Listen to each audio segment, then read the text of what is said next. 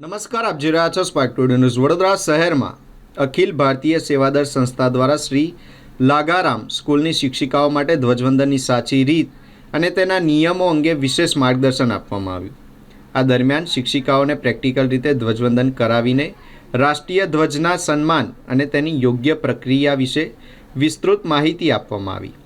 પ્રજાસત્તાક દિન 26મી જાન્યુઆરીની ઉજવણીને લઈને સમગ્ર દેશમાં તાળામાર તૈયારીઓ ચાલી રહી છે.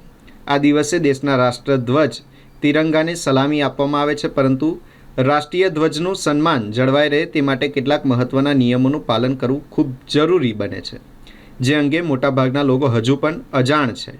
વડોદરા શહેરની અખિલ ભારતીય સેવાદળ સંસ્થા છેલ્લા 50 વર્ષથી રાષ્ટ્રીય ધ્વજનું માન સન્માન જળવાય અને લોકોમાં રાષ્ટ્રધ્વજની સાચી રીત અંગે જાગૃતિ આવે તે માટે સતત કાર્યરત છે.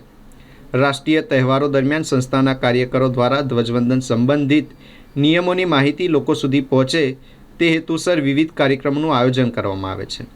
આ જ પ્રયત્નના ભાગરૂપે આજે માંડવી વિસ્તારમાં આવેલી શ્રી લાગારામ સ્કૂલ ખાતે રાષ્ટ્રધ્વજ પ્રશિક્ષણ શિબિરનું આયોજન કરવામાં આવ્યું હતું, જેમાં અખિલ ભારતીય સેવાદળ સંસ્થાના સંયોજક વિનોદભાઈ પરમાર, સંયોજક રાહુલભાઈ પરમાર, મંત્રી પ્રજ્ઞાબેન પરમાર અને ઇન્દિરાબેન ઉપસ્થિત રહ્યા હતા.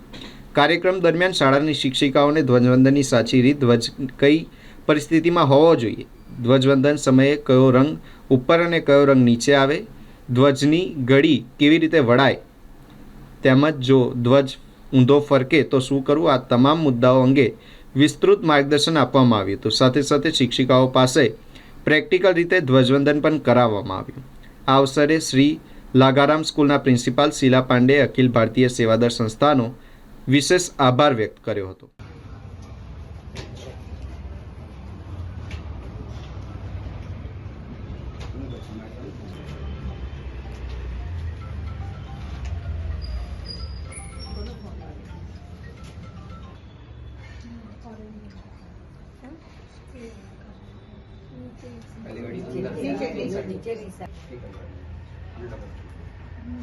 થોડી સ્પેસ આપો ને અમને હા એક પણ તમે જે કરી બરાબર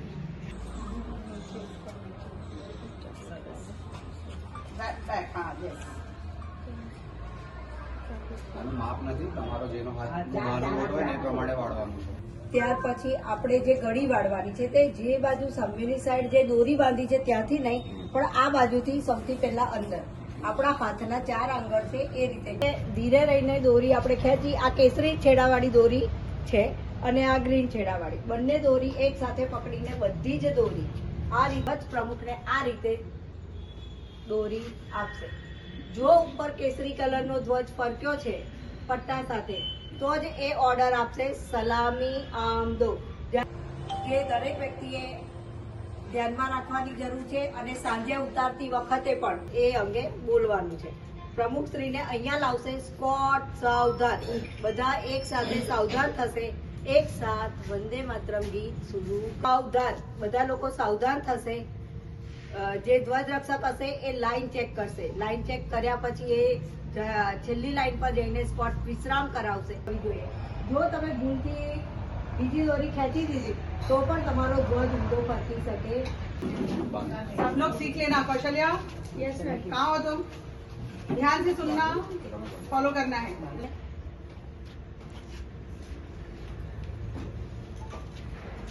કરી શકીએ.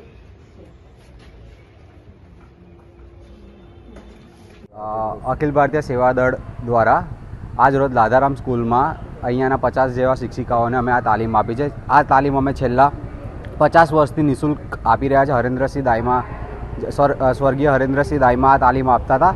એમના પછી અમે આ તાલીમ બરોડાના અંદર દરેક સંસ્થાઓમાં, દરેક સ્કૂલોમાં, દરેક NGOમાં જઈને અમે આ તાલીમ નિઃશુલ્ક ભાવે આપી રહ્યા છે. શું હોય છે આ તાલીમમાં? કયા પ્રકારની શીખો? આ તાલીમ પ્રેક્ટિકલ અને થિયરી, કે રાષ્ટ્રધ્વજ કેવી રીતે ફરકાવવો જોઈએ, એની ગળી કેવી રીતે બાંધવી જોઈએ, એને પોલ ઉપર કેવી રીતે લઈ જવો જોઈએ, એની ગાઈડલાઈન કેવી રીતે બાંધવી જોઈએ, અને એમાં જે નિયમો છે, જે ધ્વજવંદન કેવી રીતે કરાવવું જોઈએ, સ્કોટ વિશ્રામ, સ્કોટ સાવધાન ક્યારે કરવાનું, રાષ્ટ્રગીત ક્યારે ગાવાનું, એની પદ્ધતિસર તાલીમ અમે અહીંયા આપીએ છીએ. કેટલા લોકોને આપી? અત્યાર સુધી અમારા દાઈમા સાહેબ હતા, એમને 4 લાખથી ઉપરાંત વધારે લોકોને આ તાલીમ આપી છે. અને 2024માં એમના નિધન પછી પણ અમે આ તાલીમ આપી રહ્યા છે. આપનો પરિચય? મારું નામ રાહુલ પરમાર, સંગઠક.